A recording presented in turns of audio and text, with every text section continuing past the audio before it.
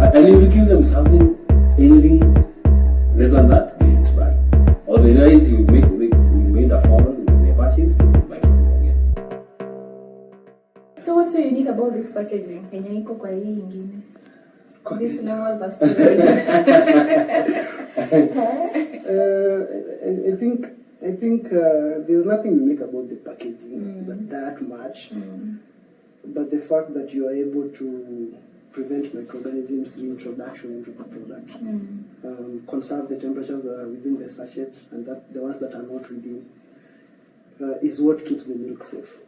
The fact that you're saying you can open it, then you put in a fridge, you're trying to contain the temperature, that tells you keep it out when the temperatures, when the sachet is fully packed.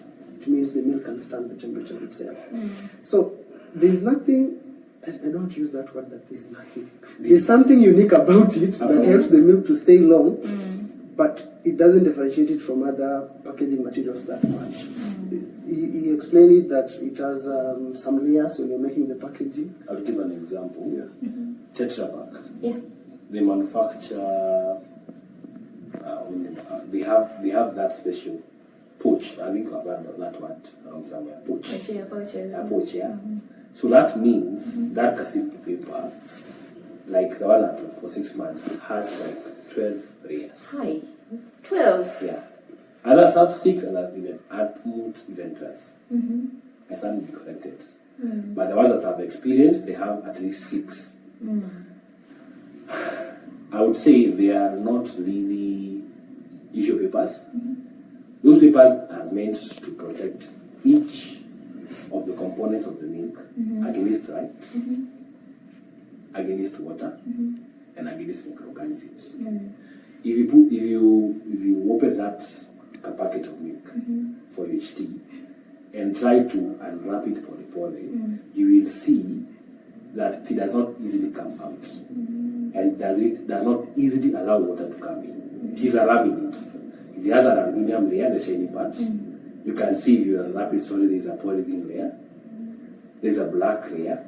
So, like, there's the layer meant to protect it against light. You know, right? Destroys the, milk can be the flavors. When it comes contact with light, the flavors, the vitamins, they can get bad, And then the water means it cannot be contaminated from outside components.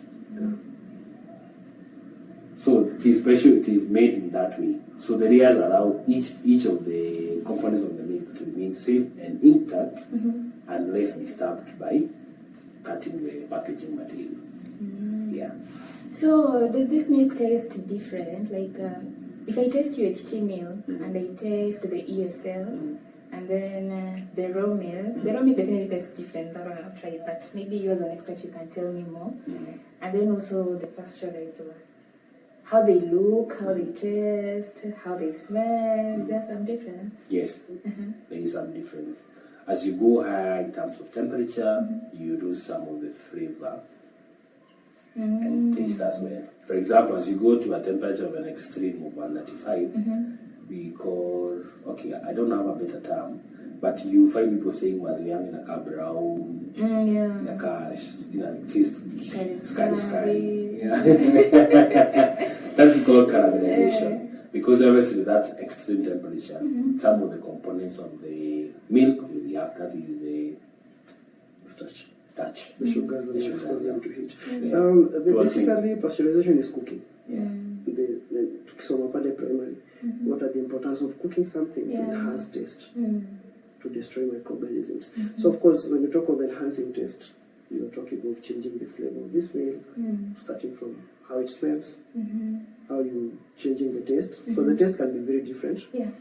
If milk is burnt, that is still a taste, only that is not a good taste. So if milk, I think we forgot by mentioning what is pasteurization and this sterilization thing. They are both time temperature processes. So pasteurization is you expose it to certain temperatures, less than 100 of course, for a longer time. A longer time is 5 to 10 minutes. And then sterilization is you increase the temperatures, but you reduce the time so that your milk does not burn out. So you go up to around 130 to 140 degrees Celsius, then the time goes to 2 to 3 seconds. So the cooking is not like the pot one. If you go to a factory, it's like milk is in a continuous flow. So it is flowing, passes through the same spot at the same time and temperature. The flow rate is the same. So this is cooking it. You're exposing the milk to heat. So of course it will change the taste. Improve the taste or make it worse for some people. People taste it different. If somebody is used to raw milk and then you give them processed milk, they will feel it's different. Also, it depends on the manufacturer. The way I pasteurize my milk cannot be the same way he pasteurizes milk. So maybe I cook better. It cooks different. Then of course, also people have that perceptions. I prefer raw milk, I don't prefer pasteurized milk. So whatever I do, this milk will always taste different. I think I worked in a factory where we had everything in terms of the pasteurized, UHT, ESL. They used to insist, I want raw milk. I want raw milk, yeah. And they didn't give a reason. And if you give them something, anything less than that, they won't buy. Or they realize you made a fall when they purchase, they will buy from you again. No, I think so you used to sell raw milk separately? Yeah, so the customer says that. At the end of the day, you're in business, you need to do what the customer wants. You don't do what you think is right. I think the reason they ask for raw milk is most people don't understand that when milk goes to the factory, nothing happens so different than what happens at home. It is just boiling the milk. Only that I'm boiling it in a more aseptic way, in a more safer space than just in a pot. I'm boiling it in a controlled temperatures, controlled time. But at home, I just want to see it bubble before I move it. So that's what people don't understand. Nothing special happens in the factory. It's just exposing the product to heat, just like you do it at home. And that's the difference. I think most of us out here have theories of what milk is and what happens. What do you do to it over there? And they have out of hearsay. I had Amos say this milk is bad. I had him say they put things. Oh wow. So even if you give them a good product, you still have that behind perception. This thing is bad. So what's the weirdest hearsay that you've had? Maziwa kopero. Si pero maziwa imekuwa dawa. Everybody thinks because not the weirdest. I've had crazy things. Just that stand out the most. I read somewhere that someone was saying chemicals will extend shelf life. And if you ask the chemical, somebody cannot accumulate. They should not accumulate these. You know what the debate we had the other day of Guy? Like people who have not walked in those spaces, they think there's a crazy thing that happens to that milk. And I would like to say that to our people out there, if for example there is something you don't hear, it's good to involve an expert, like the way we are discussing this topic today, so that you get to understand what really happens and what really does not happen. Or you make a trip there. Make a trip. Some of us will go visit the place. I have been hosting farmers. Yeah, we will open our gates as long as you don't expose us. You don't put us on the limelight so that there's no scrutiny. But we are open for people coming to see and but I think it's something that we don't. It's a culture. It's hard for me to believe what is new to me. Exactly. It's like borrowing a new culture into us. So the back days we used, I know where I'm getting milk from, one cow, from my neighbor. I boil it, and then I give it to my kids. But nowadays, milk I have to buy from a company I don't know where it is in the first place. I don't know where they get their raw materials. So in all means, if you tell me to consume that milk, I just have to have the assumption there's something in the milk. That's why it had to go. You source milk from my neighborhood, take it 1,000 kilometers away, then bring it back in a pouch. Then I'll doubt it. That's the perception that we have. That's why we keep on saying milk is bad. And then I would also, in addition to that, we have people out here who are not really experts in that field, who are conducting business in that field, doing things that are not supposed to be done. So people tend, for example, if those guys who don't have legitimacy of doing the business, they're not. And you see, the customer sees them doing something wrong. Definitely, that customer will spread that news like wildfire. That milk is bad. This is what they do. not what he does, they do. And that will be the whole decision making on other companies who are doing the right thing. And that is the major problem we are facing. People who are not even qualified, they are working in that field or they are doing things pertaining in that field. And then all of a sudden, people form decisions based on that. For example, I saw someone on TikTok the other day saying, "Ni ukweli wanaweka maziwa unga." So I was like, well, it's true they do. no, I'm saying, not just in the factory. No, I'm saying. They do. No, I'm saying. That news will spread more faster than the truth. Because we have a culture of believing bad news faster than the truth. That news travels fast. Yeah. So I think that concept itself, in the era we are of digital space, spreads so fast. And we're going to talk more about that. Those unscrupulous practices we are seeing out there. Yes. And you know, when I think about it, I don't even blame the consumers. Because us as an industry, yes, right now I'm not like literally in the industry, but I still associate myself with you guys. Like, what have we done to make our processes transparent? You see, unaona hata saa hizi you're telling me you like Amos in your farm, but as long as we don't do this, you don't do this. Yeah, there's restrictions. Exactly, there's restrictions. You're not showing me, by the way, e-milk, 24 hapa, and then you're doing this, you're doing this. How am I supposed to trust you? I trust the hearsay. I think the only aspect that remains is that people want to come. You want to welcome people. Yes. But not all people have the right intention. Exactly. So I'm also very careful in how I welcome people. I welcome people in my space who have went ahead. Instead of appreciating what they learned, they go ahead and make us look bad. That is what I am saying. I am not fully... I don't know how to put it. We are open to see what we do. There's nothing to worry about it. Yeah. There's no unscrupulous business that is happening behind the scenes. Yes. And people need to understand that if you come with the right intentions, we'll give you what you didn't need. Yeah. And there will be no shenanigans saying this is not true, not true. We will show you what is really on the ground. Because at the end of the day, we want people to trust what we are doing. Exactly. But when you come with people who you don't have the same intentions, that is where we go off. I get what you're saying, because at the end of the day, si kila mtu unakaribisha kwa nyumba yako. Yeah. But I agree with you. We can't blame the consumer. Yeah. Sometimes it's not even intentional. Let's say adulteration of the milk could bring anything wrong to the milk. Sometimes it is the process failure ends up contaminating the milk. Milk gets into the market, then it has a bad taste, and the reputation is gone. So there's a lot of it. In terms of opening the gates to everyone, I don't defend any dairy industry. I'm no longer working in that space, but I do work with the food safety systems. In the food safety systems, you have this aspect of food defense. Yes. When you're talking of food defense, of course, you can't give you access to everyone. Exactly. And when you're having like 1,000 people wanting to visit your facility, you don't allow them in at once. You need to know how to control other things that might possibly arise from people visiting your place. There are also other angles of business angles. Maybe you coming in as a competitor, there's something you want to do. So I can only limit you to specific processes and not to the whole processes. Truth be told, I cannot take everybody I cannot pick the whole country or my own consumers and take them through my processes, but I can show them what I do. Actually, Catherine, in addition to that, people want to cut and paste. People want to? Cut and paste. Oh. You get my point now? Yeah. They want to come and see. Did you see they do that? How exactly determine the qualities? Then they go and copy paste that. So the worst thing about it, Amos, is that they're not entirely sure whether that is the right thing. And they're not even sure why you even do that in the first place. So you are very careful not to be the root cause of people doing bad things. Because they saw you do it. Sure.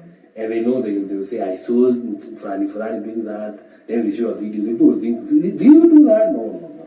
I didn't say that. Yeah. People just come to know what you do. They don't care about why you do what you do. So they don't understand the measures you put behind your safety, the measures you put behind your production processes. And that's what you say. You just pick what. You don't pick the why. Exactly. Then you end up giving a wrong thing to the market. I mean, at the end of the day, you must apply wisdom in everything. Yes, I want to make my processes transparent, but I must also apply wisdom to these processes. Yes, That's exactly what I'm trying to say. actually, people who have hosted before, they don't ask me the how. They come and ask me, how much do I need to start all this? Okay. So there are people who are interested in the business side. yeah. So people come and say, they tell me how much money. They don't care what really happens. So at the first you are concerned because if you don't know how things operate, you not done it. You know, food. I always say food is very sensitive. It's not a matter of saying I am in this business, like the way you say. Just because in the food safety system is working there doesn't mean that he does disregard everything else that happens in that space. He must have a humane ethic to understand this is not just a business. It is a purpose and code to attend to a certain thing. Am I allowed to pull back my words? I said, no, you don't need to cut it off, but I need to pull it back and then change them to better words. I agreed with you that we should not. I agree with you when I said we should not blame the consumer. But I stand to say we actually blame the consumer at some point. Yes, at some point. And align at that part. At some point. How many of us walk into the shelves and we are busy reading the simplest thing like the expiry dates? Most of us don't even check. We just pick through. How many of us in this country do even check what is in that packet that you're picking? Am I even allergic? Do you even know what you're allergic to? Yes. Are you allergic to anything? Yes, I am. So most people don't even know what they're allergic. You don't even take time to read the packaging, the directions of use. Like for instance, once you cut the milk, put it back in the fridge. Now I cut my milk and I leave it open. Tomorrow it's spoiled. Then I'll now start saying that milk cannot stand 180 days, the way it is written. Yet you didn't store it the right way. So yes, we can blame the customers at the end of the day. I as the consumer, I have a problem and I'm guilty. Yeah, guilty.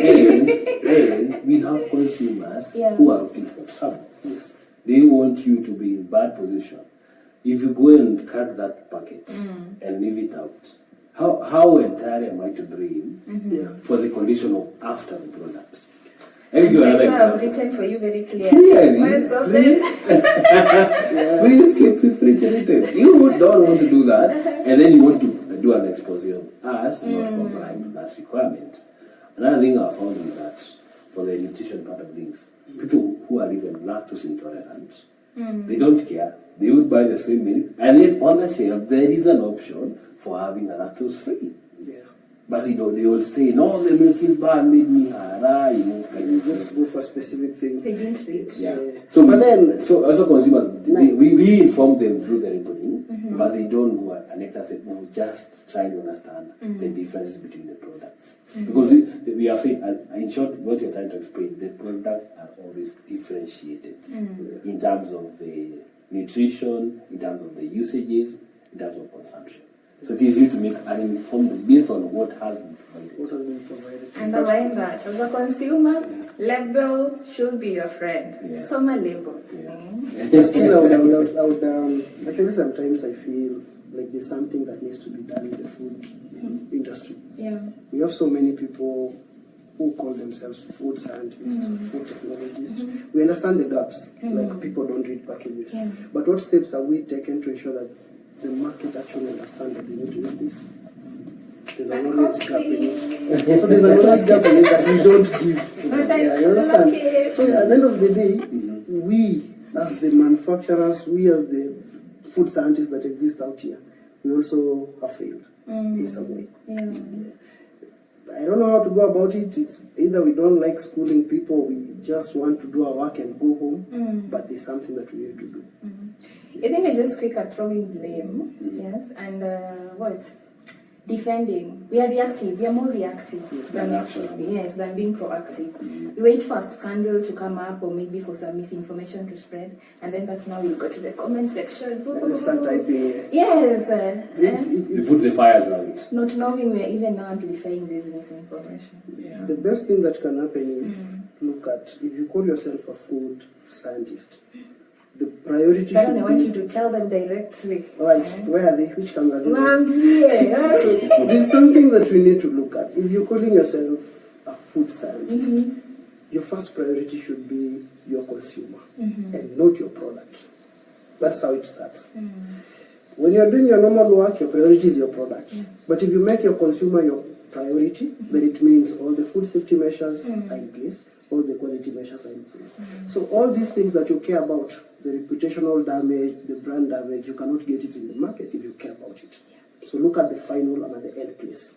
If your product does not get to the market, your customer will not even know about it. But if you look at that customer and you want something nice to get to them, you want them to understand what your product is, then they should be your first priority. Make sure they're safe. Make sure they understand how to use your product in the right way.